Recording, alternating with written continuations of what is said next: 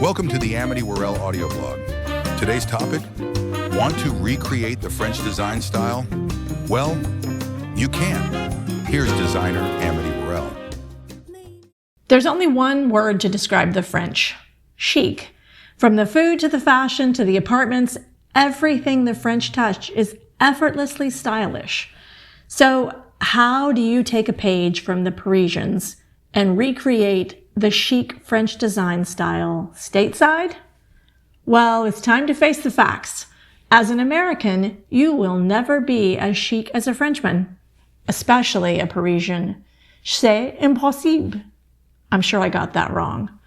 There are many things Americans do well, including building businesses, defining global pop culture, and here in Austin, smoking Texas barbecue, and being chic is simply not one of them. But it's not entirely your fault. There are historic figures and events that have positioned France as the epicenter of style, including Marie Antoinette's lavish wardrobe, Thomas Jefferson's rave reviews of French culture, and George Haussmann's decadent reconstruction of Paris. But mostly the reason you can't recreate chic French style is because attempting to be chic is the most un-chic thing you can do. The spectrum of French living feels so effortlessly chic to us, Americans.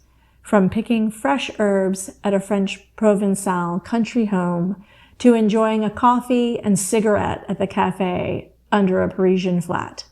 Why is everything the French do so chic? I found that France has a long history of carefully positioning itself as experts and exporters of style. It began with the reign of Louis XVI, known as the Sun King. Much of his efforts went into a lavish PR campaign to establish himself as a civilized monarch of the future and put distance between himself and the warrior kings of the past.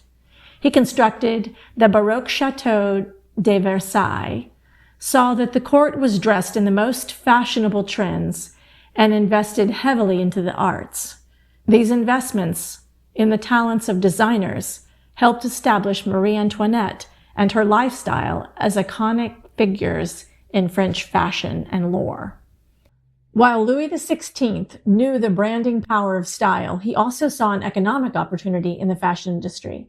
He and Jean-Baptiste Colbert, the Minister of Finance, funded the French textile industry and worked to keep out foreign competition. Colbert is quoted as saying, "Fashion will be for France what the gold mines of Peru are for Spain." And this agenda stuck. Over 3 centuries later, textiles, luxury goods, and fashion are still major pillars of the French economy.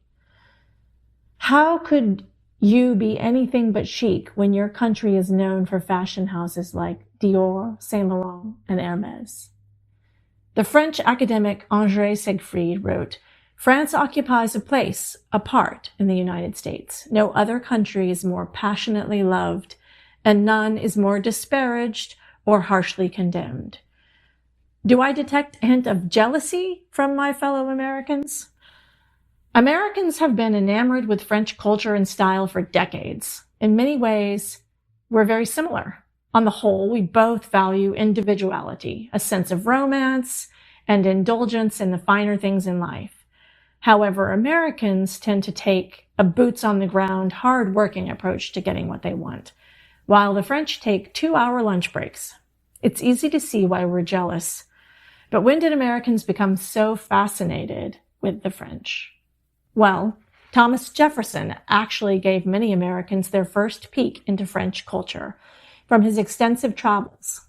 Before tourism grew as an industry, travel was for the elite. Jefferson, who had lived in Paris from 1784 to 1789, wrote about his French experience saying, "Here we have singing, dancing, laughter, and merriment. They have as much happiness in 1 year as an Englishman has in 10. From there, American curiosity only continued to grow. Members of the lost generation, such as Gertrude Stein, Scott Fitzgerald, and Ernest Hemingway, flocked to Paris salons in the 1920s to pursue their creative endeavors and escape their disenchantment with their own country. and Hollywood cemented the romantic Parisian trope in films like An American in Paris and Amélie, further romanticizing French life. While Americans spend life relying on their grit and hard work, it seems that our Parisian counterparts pass the time enjoying art, conversation, and croissants. The French just make it look easy, and we can't help but stare. Parisians don't even have to try to design a chic apartment. It just comes naturally to them. Every last detail is perfectly styled without being styled at all. Like the wrapped flowers from the market sitting on top of the antique dining table. But don't feel too discouraged. The French had some help. The iconic Parisian design style we know and love wouldn't exist without George Haussmann, the French baron who rebuilt Paris between 1853 and 1870 during the Second Empire of Napoleon III. He demolished medieval neighborhoods to build large, comfortable flats. These are the buildings that Paris has become known for today, taking forms and motifs taken from the Baroque, Regency, and Rococo periods with a pared-down approach. Certainly, the combination of historic architecture in such an old and storied city adds a lot of layers to the look.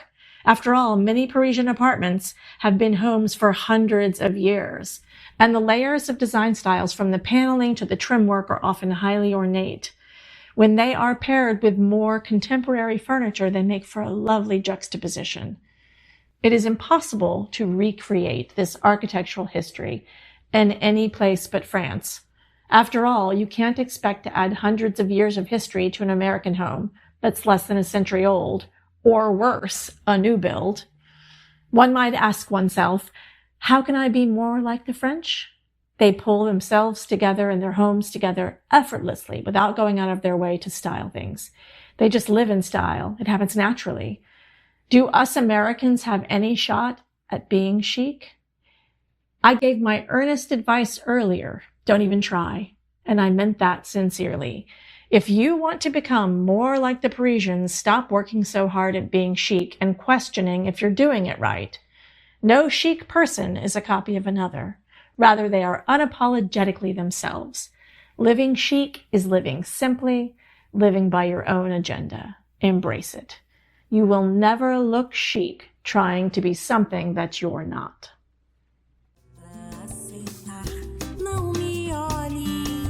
Thanks for listening. Up next, Amity shares how her love for ugly chic fashion influences her interiors.